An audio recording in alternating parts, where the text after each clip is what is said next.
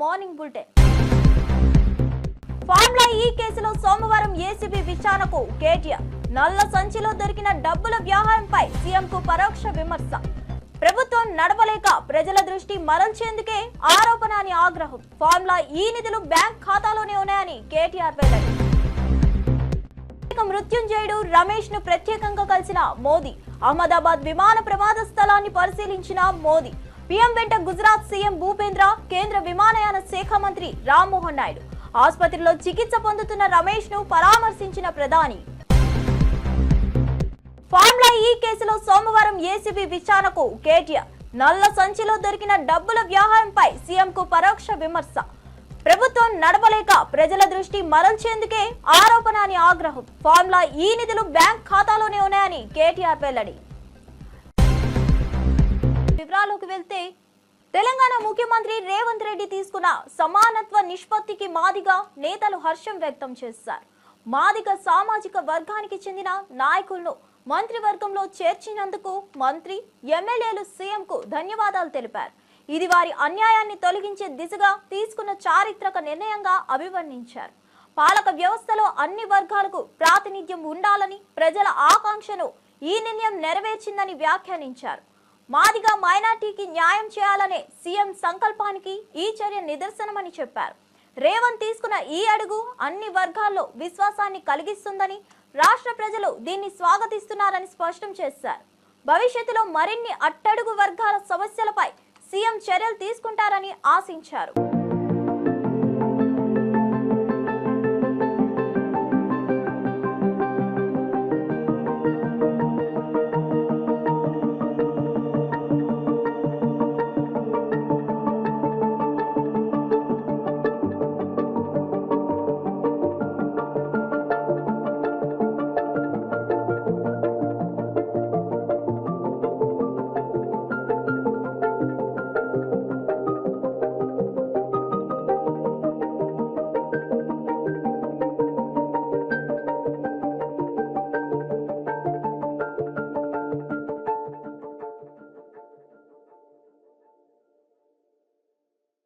తల్లికి వందనం పథకం కింద తన అకౌంట్ లో 2000 పడుతున్నట్లు ఫేక్ ప్రచారం జరుగుతుందని నారా లోకేష్ మండిపడ్డారు. దీనిపై తీవ్ర స్థాయిలో స్పందించిన ఆయన, మీకు 24 గంటలు టైం ఇస్తున్నా, దమ్ముంటే ఇది నిరూపించండి, లేకపోతే తప్పు చేశామని ప్రకటించి స్టేట్మెంట్ వెనక్కి తీసుకోండి, లేదంటే చట్ట ప్రకారం చర్యలు తీసుకుంటామని హెచ్చరించారు. తప్పుడు ప్రచారం ద్వారా తన ప్రతిష్టను దెబ్బతీయాలనే ప్రయత్నం జరుగుతుందని ఆరోపించారు. ఈ విషయంపై విపక్షాలు బాధ్యతతో వ్యవహరించాలని, ప్రజల మద్దతు కోల్పోయిన తర్వాత ఇలా చీప్ రాజకీయాలకు వెళ్లకూడదని లోకేష్ సూచించారు. ఫేక్ న్యూస్ వెనుక ఉన్న వారిపై కఠినమైన చట్టపరమైన చర్యలు తీసుకుంటామని స్పష్టం చేశారు. ప్రభుత్వం ఇచ్చింది 14.55 లక్షల మంది తల్లుల అకౌంట్లో ఏకంగా వాళ్ళకి 2 పిల్లలు ఉన్నారు కనుక వాళ్ళకి 26,000 రూపాయలు కూటమి ప్రభుత్వం అందజేసింది. దాంట్లో సుమారుగా 29.10 లక్షల మంది పిల్లలు కవర్ అవుతాం జరిగింది. ఏకంగా 3 పిల్లల కన్నా ఎక్కువ ఉన్న 3 పిల్లలు ఉన్న తల్లులు సుమారుగా 2,10,000 మంది ఉన్నారు. అంటే 6.32 లక్షల మంది పిల్లలు అక్కడ ఉన్నారు. వాళ్ళకి ఏకంగా 39,000 రూపాయలు కూటమి ప్రభుత్వం అందజేస్తాం జరుగుతుంది. గత ప్రభుత్వం చేపట్టిన కార్యక్రమంలో వాళ్ళ ఎన్నికలప్పుడు వీడియోలన్నీ కూడా చూసాం. ఎంతమంది పిల్లలున్నా అంతమంది పిల్లలకి ఇస్తా అన్నారు. వాళ్ళు ఇవ్వకుండా ఏకంగా 42 లక్షల మంది పిల్లలకే ఆనాడు వాళ్ళ అమ్మ ఒడి ఇస్తాం జరిగింది. కూటమి ప్రభుత్వ అధికారులకు వచ్చిన తర్వాత అది ఇప్పుడు 67,27,000 మంది పిల్లలకి ఈరోజు నిధులు జమ చేస్తాం జరిగింది. గతంలో 5,540 కోట్ల రూపాయలు వాళ్ళ కార్యక్రమానికి ఖర్చు పెడితే సంవత్సరానికి కూటమి ప్రభుత్వం 8,745 కోట్ల రూపాయలు తల్లి అకౌంట్లో నిధులు జమ చేస్తాం జరిగింది. అంటే సుమారుగా 3,205 కోట్ల రూపాయలు అదనంగా కూటమి ప్రభుత్వం అందజేస్తుంది. అంటే 5 సంవత్సరాల్లో 16,000 కోట్ల రూపాయలు అదనంగా తల్లుల అకౌంట్లో కూటమి ప్రభుత్వం నిధులు జమ చేయబోతుంది. మళ్ళీ ప్రజలందరూ చెప్పేది ఒకటే, ఎంతమంది పిల్లలున్నా అంతమంది పిల్లలకు మేము ఇస్తాం. అర్హులు ఎంతమంది ఉన్నా వాళ్ళకి ఈ కార్యక్రమం అందించాలనేది గౌరవ ముఖ్యమంత్రి గారు మాకు ఆదేశాలు జారీ చేస్తాం జరిగింది. ఇప్పుడే నేను గౌరవ ఫైనాన్స్ మంత్రి అహ్మదాబాద్ లో జరిగిన ఘోర విమాన ప్రమాదం దేశాన్ని విషాదంలోకి నెట్టింది. ఈ ఘటనలో 241 మంది ప్రాణాలు కోల్పోగా కేవలం ఒక్క వ్యక్తి మాత్రమే బతికారు. ఈ నేపథ్యంలో ప్రధాని నరేంద్ర మోదీ ప్రమాద స్థలాన్ని పరిశీలించారు. సర్దార్ వల్లభాయ్ పటేల్ విమానాశ్రయానికి చేరుకున్న ఆయన నేరుగా మేఘాని నగర్లోని ఘటన స్థలానికి వెళ్లారు. ఆయన వెంట గుజరాత్ సీఎం భూపేంద్ర పటేల్, విమానయాన శాఖ మంత్రి రామ్మోహన్ నాయుడు ఉన్నారు. సహాయక చర్యలు ఎలా సాగుతున్నాయన్నది అధికారులు వివరించారు. అనంతరం బ్రిటన్ పౌరుడైన విశ్వాక్ కుమార్ రమేష్ ను ఆసుపత్రిలో పరామర్శించారు. వైద్యులతో మాట్లాడి ఆరోగ్య పరిస్థితిని అడిగి తెలుసుకున్నారు. ప్రమాదం బాధితుల కుటుంబాలకు ప్రధాని ప్రగాఢ సానుభూతి తెలిపారు.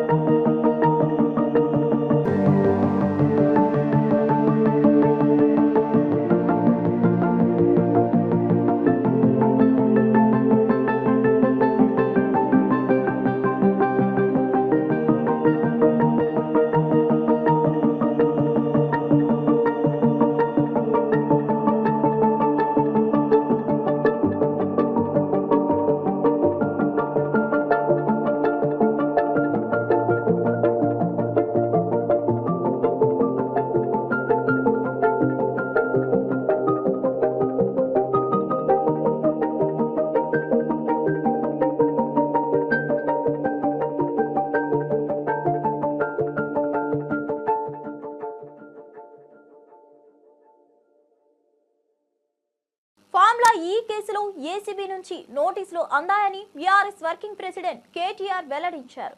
సీఎం రేవంత్ రెడ్డిపై తీవ్ర విమర్శలు చేస్తూ దమ్ముంటే ఇద్దరం కలిసి లై డిటెక్టర్ టెస్ట్ కు రావాలని సవాల్ విసిరారు. ప్రజల దృష్టిని మళ్లించేందుకు కాంగ్రెస్ సర్కస్లు చేస్తుందన్నారు. ఏసీబీ తనను సోమవారం ఉదయం 10 గంటలకు విచారణకు రమ్మని ఆదేశించిందని తెలిపారు. ఫార్ములా ఈ సంస్థ ఖాతాలో 44 కోట్లు సురక్షితంగా ఉన్నాయన్నారు.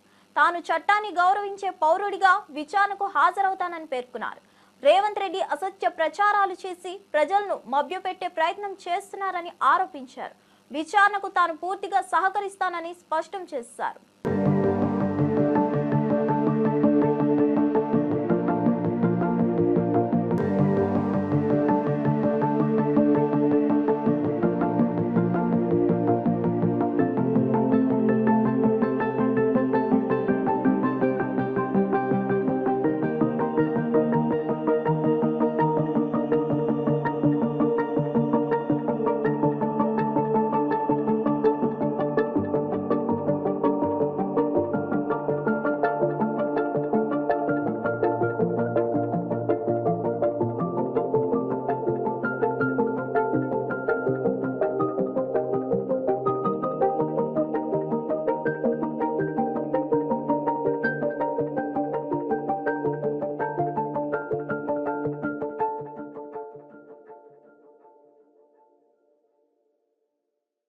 తన అరెస్ట్ ను సవాల్ చేస్తూ కొమ్మినేని శ్రీనివాసరావు సుప్రీంకోర్టులో దాఖలు చేసిన పిటిషన్ కు న్యాయం లభించింది. సీనియర్ జర్నలిస్ట్ అయిన ఆయనకు బెయిల్ మంజూరు చేస్తూ ధర్మాసనం ఆదేశాలు జారీ చేసింది. విడుదలకు సంబంధించిన నిబంధనలన్నీ ట్రయల్ కోర్టులో నిర్ణయిస్తుందని జస్టిస్ ప్రశాంత్ కుమార్ మిశ్రా, జస్టిస్ మన్మోహన్ స్పష్టం చేశారు. ఒకే కారణంతో కొమ్మినేనిని అరెస్ట్ చేయడాన్ని తీవ్రంగా తప్పుపట్టారు. సీనియర్ న్యాయవాది పొన్నవోలు సుధాకర్ రెడ్డి మాట్లాడుతూ నోటీస్ లేకుండా అరెస్ట్ చేయడం చట్ట విరుద్ధమని తెలిపారు. గెస్ట్ వ్యాఖ్యల కోసం యాంకర్ను బాధ్యత వహించమంటారా అని ప్రశ్నించారు. పాలక పక్షానికి నచ్చేలా పోలీసులు వ్యవహరిస్తున్నారన్నారు. సాక్షి గొంతు నులిమే ప్రయత్నం స్పష్టంగా కనిపిస్తుందన్నారు. ఒక్కొక్క దగ్గర ఓడిపోతున్నా కూడా మొక్కవోని ధైర్యంతో ఈ రోజు సుప్రీంకోర్టుకు తీసుకొచ్చినటువంటి వైనం, కింద కోర్టులో న్యాయం జరగనటువంటి పరిస్థితి, 3 సంవత్సరాల లోపల శిక్ష ఉండేదాని ప్రతి అఫెన్స్ కి 35(3) BNSS ఇవ్వాలి, 41A సిఆర్పిసి ప్రకారం ఇవ్వాలి. ఇట్లా చట్టం చాలా స్పష్టంగా చెప్పినా కూడా వారు ఆ కేసుకి SC/ST యాక్ట్ జోడిస్తే గౌరవ మ్యాజిస్ట్రేట్ వారు దాన్ని తీసేయడం జరిగింది, డిఫమేషన్ సెక్షన్ తీసేయడం జరిగింది. వారి మీద నమోదైనటువంటి సెక్షన్స్ 4 సెక్షన్స్ కూడా 6 సెక్షన్స్ కూడా 3 సంవత్సరాల లోపల పనిష్మెంట్ శిక్షార్హమైనటువంటి కేసుల్లో కూడా మేము వాదనలు చాలా గట్టిగా వినిపించినా కూడా అర్నేష్ కుమార్ జడ్జిమెంట్ ప్రకారం అరెస్ట్ ఇల్లీగల్ 35(3) ప్రకారం నోటీస్ ఇచ్చి పంపించేయాలా, ఇది అరెస్టే ఇల్లీగల్ మేము వాదించినా కూడా అక్రమమైనట్టు అరెస్ట్ చేసి కోర్టు ముందర ప్రొడ్యూస్ చేసినా కూడా కోర్టు వారి దృష్టికి కూడా తీసుకుపోయినాం. మీరే 2 సెక్షన్లు తీసేశారు దీనికి అనువర్తించమని. కొరవ సెక్షన్స్ 3 సంవత్సరాల పనిష్మెంట్ కదా, అర్నేష్ కుమార్ జడ్జిమెంట్ ప్రకారం 35(3) ఇచ్చి పంపించేయండి అని చాలా దూరం వాదనలు వినిపించాం. చాలా వరకు మేము మా వాదనలు కూటమి ప్రభుత్వం మహిళలను డైవర్షన్ పాలిటిక్స్ కోసం పావులుగా వాడుతుండడం దారుణమని వైఎస్ఆర్సీపీ మహిళా అధ్యక్షురాలు వరదు కళ్యాణి ఆగ్రహం వ్యక్తం చేశారు. తాడేపల్లిలో ఆమె మాట్లాడుతూ సాక్షి మీడియా ప్రభుత్వ వైఫల్యాలు బయట పెడుతుండడంతో టీడీపీ మహిళలతో దాడులు చేయిస్తున్నదని ఆరోపించారు. మహిళలను అడ్డం పెట్టుకుని రాజకీయ కుట్రలు చేయడమే చంద్రబాబు, లోకేష్ అజెండా అని ఆరోపించారు. ప్రజలు జగన్ కు బ్రహ్మరథం పడుతున్నారని, అది ఓర్చుకోలేని టీడీపీ మహిళల వెనుక దాడులకు దిగుతుందన్నారు. సాక్షి కార్యాలయాలపై రాష్ట్ర వ్యాప్తంగా దాడులు చేసి దాన్ని వైఎస్ఆర్ సిపిపై నెపం మోపాలనుకోవడం కుట్రభరితమైన చర్య అని విమర్శించారు. మహిళల నిరసన పేరుతో చేయబడ్డ దాడులు, ఏలూరులో జరిగిన ఘటనలన్నీ టీడీపీ ప్లాన్ టార్గెట్లుగా విమర్శించారు. గారైనా అనిత గారైనా అలాగే తీసుకుంటే గుమ్మడి సంధ్యారాణి గారు అంత రాజ్యాంగబద్ధమైన పదవుల్లో ఉండి ప్రజలకు సమాధానం చెప్పే బాధ్యతాయుతమైన పదవుల్లో ఉండి వాళ్ళేమో ఒక తప్పుడు కేసుల విషయంలో ఏకంగా పోలీస్ స్టేషన్స్కి వెళ్ళి పోలీస్ దగ్గరికి వెళ్ళి తప్పుడు ఫిర్యాదులు సాక్షి మీద మా భారతమ్మ మీద జరగని ఇష్యూ మీద ఇవ్వడం అంటే ఎంతగా వీళ్ళు దిగజారుడు రాజకీయాలు చేస్తున్నారో మనం అర్థం చేసుకోవచ్చు. అసలు ఇప్పుడు ఏం చేస్తారు? సుప్రీంకోర్టు తీర్పు ఇచ్చింది కదా, ఇప్పుడు ఖచ్చితంగా మీరందరూ కూడా క్షమాపణలు చెప్పాల్సిన అవసరం ఉంది. మీరు మీ ఫిర్యాదులను వెనక్కి తీసుకోవాల్సిన అవసరం ఉంది. అలాగే తీసుకుంటే ఎంత దారుణంగా లేని ఇష్యూని వక్రీకరించినందుకు ఈ మంత్రులు, హోమ్ మినిస్టర్ గారైనా అలాగే గుమ్మడి సంధ్యారాణి గారైనా వీరందరూ కూడా ఎంత దారుణంగా వక్రీకరించి లేని విషయం గురించి అంత రాద్ధాంతం చేశారు కదా. మరి ఇప్పుడు మీరు రాజీనామా చేస్తారా మీ పదవులకి? మీరు తప్పుడు ప్రయత్నం చేసినందుకు మీ విజ్ఞతకే వదిలేస్తూ ఉన్నాము. ఎప్పటికైనా మేము తెలియజేసేది ఏంటంటే ఇలాంటి తప్పుడు ఆరోపణలు మానుకోండి. రెడ్ బుక్ రాజ్యాంగం మీద పెట్టిన దృష్టి, అక్రమ కేసుల మీద పెట్టిన దృష్టి, అక్రమ అరెస్టుల మీద పెట్టిన దృష్టి. ఇరాన్ అణుపై ట్రంప్ మరోసారి స్పందించారు. అమెరికాతో అణు ఒప్పందం కుదుర్చుకోవాలని, దాడులతో పరిణామాలు విషమిస్తాయన్నారు. ఇరాన్ అణుబాంబు కలిగి ఉండకూడదని స్పష్టం చేశారు. ఇజ్రాయెల్ వైమానిక దాడుల నేపథ్యంలో ట్రంప్ వ్యాఖ్యలు ప్రాధాన్యత సంతరించుకున్నాయి. చర్చల ద్వారానే పరిష్కారం సాధ్యమని తెలిపారు. మళ్లీ చర్చలకు సిద్ధం అవ్వాలని అమెరికా ఆశిస్తుందని చెప్పారు. ఫాక్స్ న్యూస్ కు ఇచ్చిన ఇంటర్వ్యూలో ఇరాన్ అణుబాంబు కలిగి ఉండకూడదు, మేం మళ్లీ చర్చల వేదికపైకి రావాలని చూస్తున్నాం, ఏం జరుగుతుందో చూద్దామని వ్యాఖ్యానించారు. మిడిల్ ఈస్ట్ ప్రాంతంలో ఉద్రిక్తతలు పెరుగుతున్న వేళ ట్రంప్ తాజా వ్యాఖ్యలు అంతర్జాతీయంగా చర్చకు దారితీశాయి. ఇరాన్ ఇజ్రాయెల్ ఉద్రిక్తతలపై అమెరికా జోక్యం కీలకం కానుంది.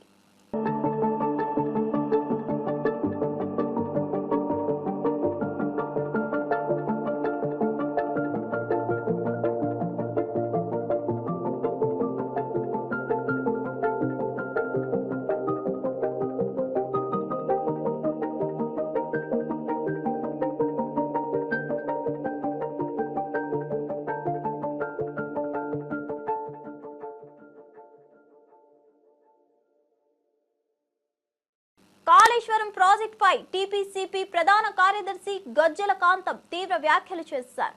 ఈ ప్రాజెక్ట్ మీ అబ్బ జాగిరా, ప్రజాధనాన్ని దోచుకున్న వారిని శిక్షించాల్సిందే అని మండిపడ్డారు.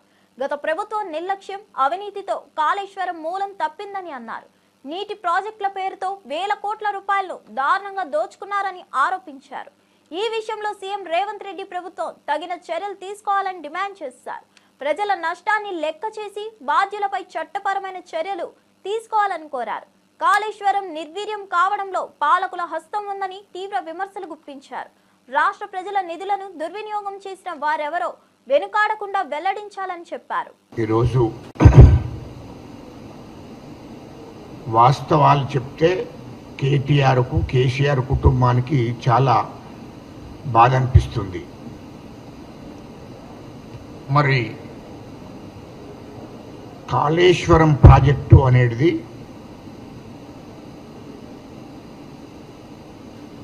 కాంగ్రెస్ ప్రభుత్వం ఏర్పడ్డ నాడు మా ముఖ్యమంత్రి రేవంత్ రెడ్డి గారు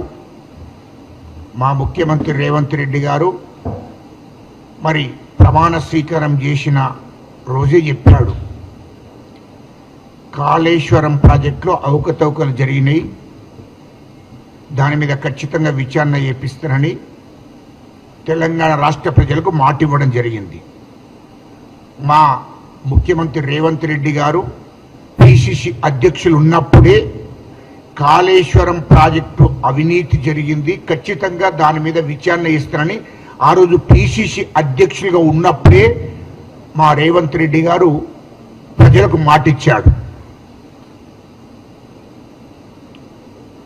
మరి రాష్ట్ర ప్రజలు కూడా ఈ రాష్ట్రాన్ని దోషిండ్రు, కాళేశ్వరం ప్రాజెక్టులో అవినీతి జరిగింది.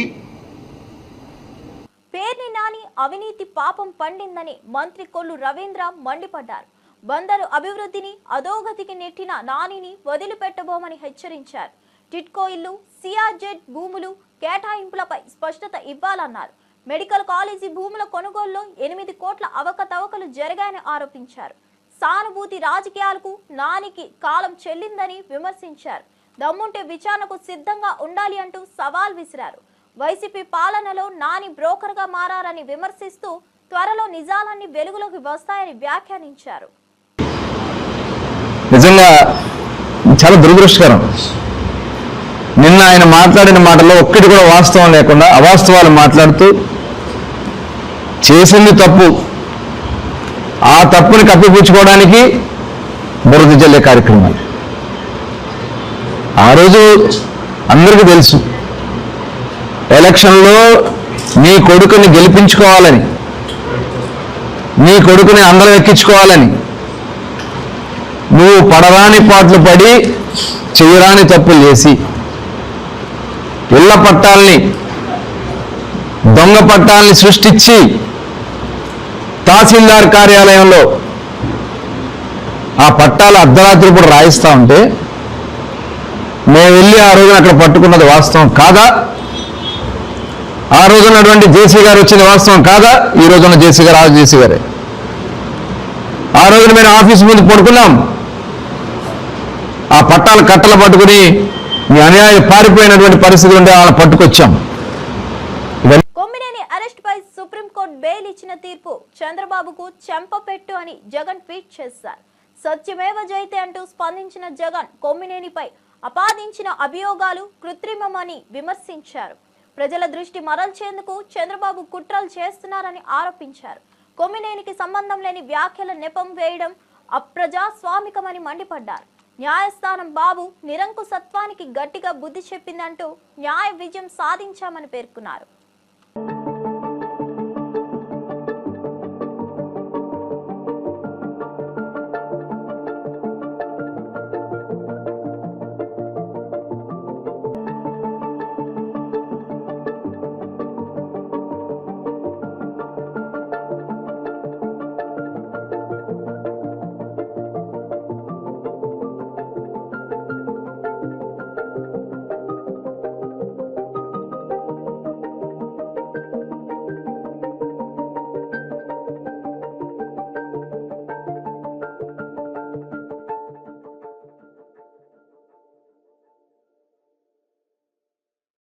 అహ్మదాబాద్ విమాన ప్రమాదం యావత్ ప్రపంచాన్ని కలిచివేసిందని దర్పల్లి రాజశేఖర రెడ్డి పేర్కొన్నారు.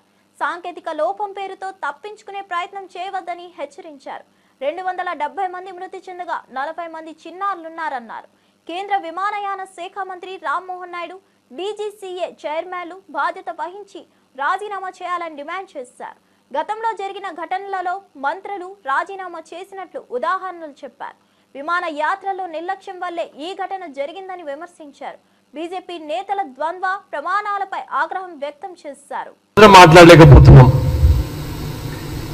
ఎందుకు ఫెయిల్యూర్ కాదు ఈ కేంద్ర ప్రభుత్వం అని ఒకసారి నేను అడుగుతున్నా. ఇంత పెద్ద ఘటన జరిగింది నిన్న, ఏవియేషన్ మినిస్టర్గా రామ్మోహన్ నాయుడు గారు ఎందుకు రిజైన్ చేయలేదు?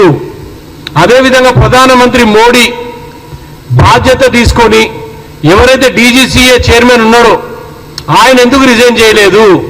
పదే పదే ఇదే బోయింగ్ 787 ఎయిర్ ఇండియా బోయింగ్ 787-1171 ఏరోప్లేను డిసెంబర్ 24న ఎమర్జెన్సీ ల్యాండింగ్ అయింది కదా షార్జాలో.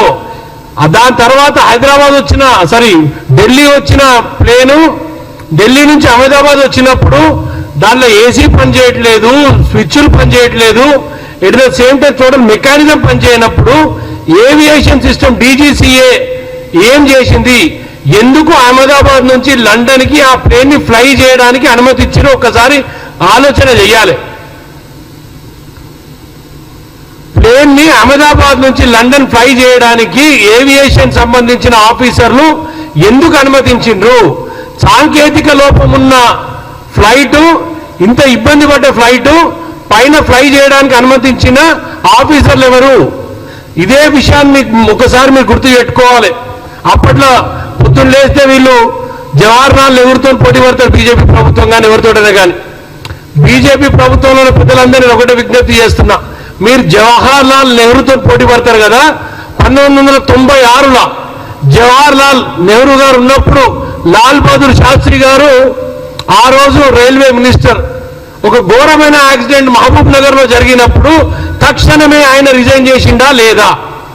దానికి తోడుగా 2008 యూపీఏ గవర్నమెంట్ మన్మోహన్ సింగ్ గారి నాయకత్వాన శివరాజ్ సింగ్ పాటిల్ గారు ఆ రోజు కూడా బాంబ్ బ్లాస్ట్ జరిగినప్పుడు బాధ్యతగా ఆయన రిజైన్ చేసిండా లేదా? ప్రస్తుత కూటమి ప్రభుత్వం హామీలు అమలు చేయకుండా ప్రజలను మోసం చేస్తుందని ఎమ్మెల్యే తాటిపర్తి చంద్రశేఖర్ తీవ్ర స్థాయిలో విమర్శించారు. తల్లికి వందనం పథకాన్ని తల్లికి వంచనగా మార్చారని ఆరోపించారు. 87 లక్షల మందికి 13,000 కోట్లు అవసరమవుతుందన్న రికార్డుల మధ్య 2,000 కట్ చేసి వంచన జరిపారని మండిపడ్డారు. పథకాలను అమలు చేసిన ధైర్యం ఉంటే ముద్రించి ప్రజలకు చూపాలని సవాల్ విసిరారు. దళితుల పట్ల చంద్రబాబు చిన్న చూపు చూస్తున్నారని విమర్శించారు. రైతులను రౌడీలుగా ముద్రించడం దారుణమన్నారు. ప్రజాస్వామ్య విలువలు లేని ప్రభుత్వం ఎందుకని ప్రశ్నించారు. ఒక పరిపాలన చేసేటటువంటి ముఖ్యమంత్రి చెప్పని విధంగా, మాట్లాడని విధంగా, మాట్లాడకూడని విధంగా ఇచ్చినటువంటి హామీల్ని అమలు పరచలేము అని చెబుతూనే, వంచిస్తూనే ఏడాది కాలంగా హామీలను అమలు చేయకుండా అడిగేటటువంటి గొంతులపై కాళ్లతో నొక్కివేస్తూ దౌర్జన్య కాండని కొనసాగిస్తూ ఎర్రబుక్క అనేటటువంటి ఎర్రి పరిపాలనని ప్రజలకు అందిస్తూ ఎవరన్నా మాట్లాడితే వారిపై విరుచుకుపడేటటువంటి ప్రయత్నం వారు చేయడం అనేది నిజంగా అత్యంత దుర్మార్గం. ఇకపై ఉపేక్షించనని ఎవరికి చెప్తున్నారు మీరు? ప్రజలకు వాన్ చేస్తున్నారా మీరు? ప్రజాస్వామ్యంలో ప్రజలకి రావాల్సినటువంటి హక్కులను కూడా అడిగేటటువంటి స్వేచ్ఛ లేదా?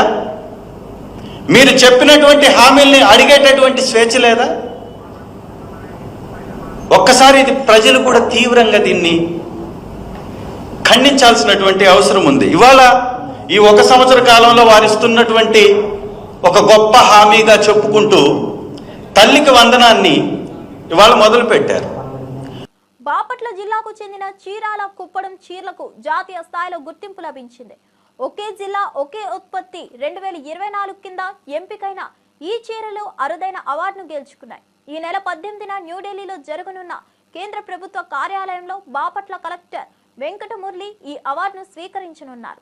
జనవరిలో చీరాలకు ప్రత్యేక గుర్తింపు ఇవ్వాలంటూ వచ్చిన కేంద్ర బృందం సభ్యులు చీరాల ప్రాంత మగ్గాలపై నేసే కుప్పడం చీరలను పరిశీలించి వాటి ప్రత్యేకతను గుర్తించి ఎంపిక చేశారు. ఈ అవార్డుతో చీరాల చీరలకు అంతర్జాతీయంగా మార్కెట్ అవకాశాలు మెరుగయ్యే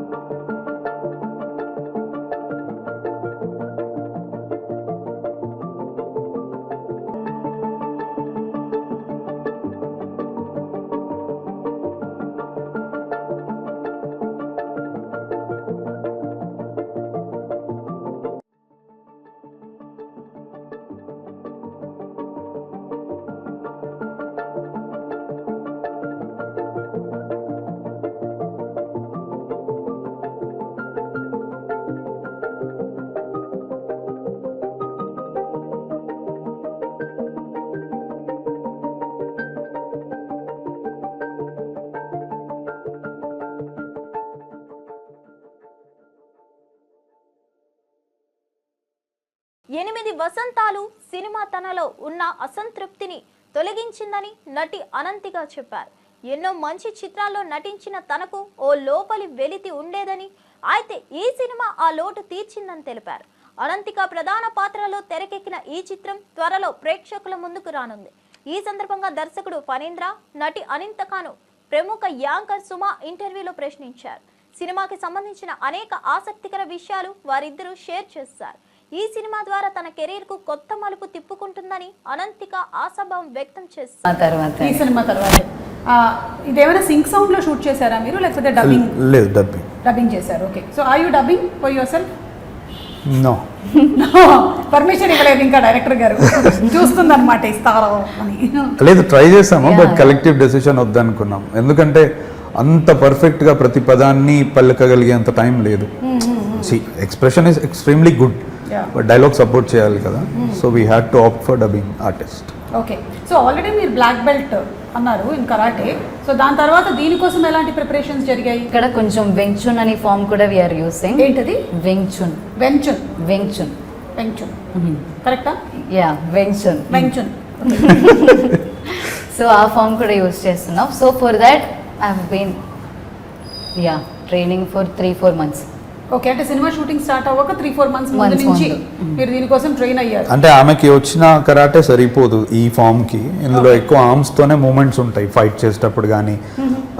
నాకు కూడా కొంచెం ఆ ఫామ్ ఫస్ట్ నుంచి ఇష్టం. ప్రీవియస్ ఫిలిం లో కూడా నేను కొన్ని మూమెంట్స్ అలానే ఉండే యాక్షన్ సీక్వెన్స్ లో. సో ఐ థాట్ ఇది ఇప్పుడు ఇందులో ఎక్స్ప్లోర్ చేద్దాం అన్నట్టు అనుకున్నాను. సో మీరు ఎందులో ట్రైన్ అప్ అయ్యారండి? చిన్నప్పటి నుంచి నేను తెలుసుకోవాలనుకుంటున్నాను. ఈవిడైతే చాలా వాటిలో ట్రైన్ అప్ అయ్యారు. Ottamthullal, Kathakali, Mohiniyattam, Bharatanatyam and singing. Kuchipudi. Okay, అంటే అన్నిట్లోనూ you have completed every course or? No. ఇప్పుడు కూచిపూడి మెయిన్ చేస్తున్నాం. Like I'm going to. Okay. And Kathakali main చేస్తున్నాం. Kathakali focus Ottamthullal except Mohiniyattam. ప్రముఖ సినీ నిర్మాత దగ్గుబాటి సురేష్ బాబు ఈ రోజు తన కుటుంబంతో కలిసి తిరుమల శ్రీవారిని దర్శించుకున్నారు.